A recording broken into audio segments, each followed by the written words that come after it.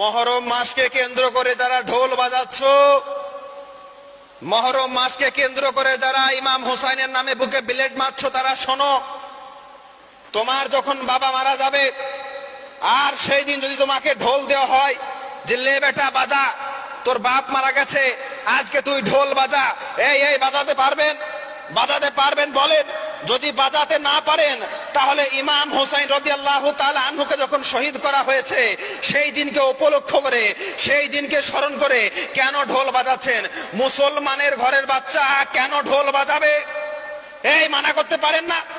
এই আপনাদের ঘরের বাচ্চা ঢোল কেন বাজাবে? এজিদি কারবার কেন করবেন? ইমাম হুসাইনের স্মরণ মহব্বত অন্তরের মধ্যে আছে, নামাজ পড়েন, রোজা রাখেন, দান খয়রাত করেন, না তো কি করছেন? ঢোল বাজাচ্ছেন, বুকে বেলেট মারছেন। কিসের জন্য মারছেন? আরে আমি আপনাদেরকে বলেছিলাম যে মহরম মাসে তাজিয়া বানানো হারাম, মহরম মাসে ইমাম হুসাইনের শানে বুকে ব্লেড মারা হারাম, খঞ্জর মারা হারাম, ছুরি মারা হারাম, চাকু মারা হারাম, লাঠি খেলা হারাম, বাঁশ খেলা হারাম, এই কথা বলেছি।